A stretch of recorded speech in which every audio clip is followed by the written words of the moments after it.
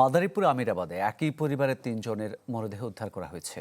ভোরে পৌর শহরের আমিরাবাদের একটি বাসায় ৩ জনের মরদেহ দেখে পুলিশে খবর দেয় স্থানীয়রা।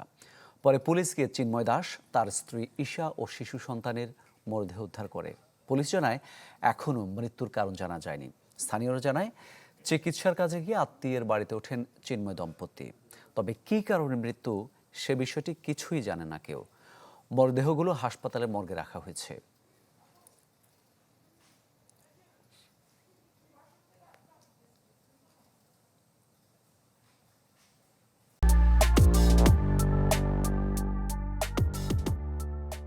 মাদারীপুরে একই পরিবারের ৩ জনের মরদেহ উদ্ধার করেছে পুলিশ। সে বিষয়ে আমরা আরও খবর জানাতে চাই আপনাদের। সরাসরি যোগ দিচ্ছেন সহকর্মী সাগর হোসেন তামিম।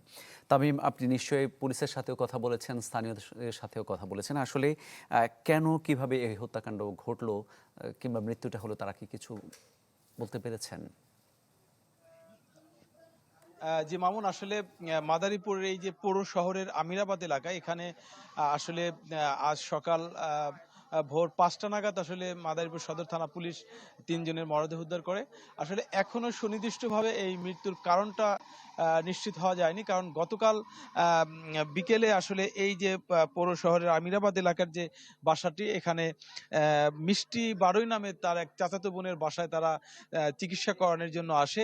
এরপরে রাতে আসলে এইখানে প্রথমে ধারণা করা হচ্ছে যে মারা গিয়েছে চিন্ময় দাস, তার স্ত্রীকে শ্বাসরোধ করে হত্যা করা হয়। তারপরে কিন্তু সেই চিন্ময় এবং তার ৮ মাস বয়সী যে ছেলে জেনি, তাকেও মরদেহ উদ্ধার করা হয়।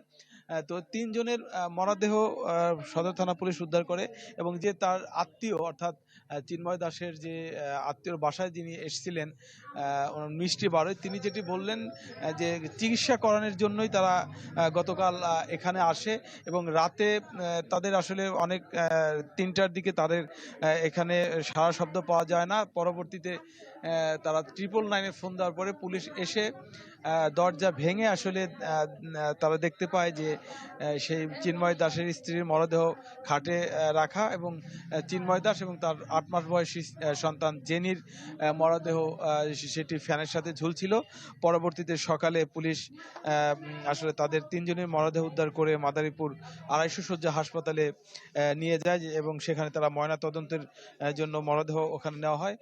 এবং এই চিন্ময় দাসের যতটুকু জেনেছি, তিনি সৌদি আরব প্রবাসী ছিলেন। এখানে তার আত্মীয়র বাড়িতে আসে।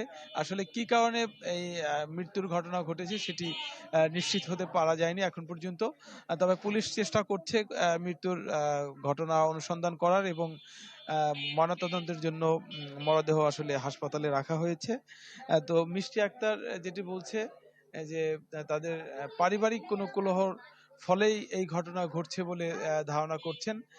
চিন্ময় দাসের পৈতৃক বাড়ি হচ্ছে মাদারীপুর সদর উপজেলার কলাগাছিয়া গ্রামে, যেখানে তিনি তার পরিজন নিয়ে থাকতেন।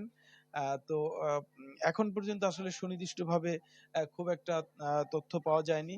তো আমরা চেষ্টা করছি সুনির্দিষ্টভাবে তথ্য জানার। তবে প্রশাসন এখনো ঘটনার তদন্ত করে যাচ্ছে।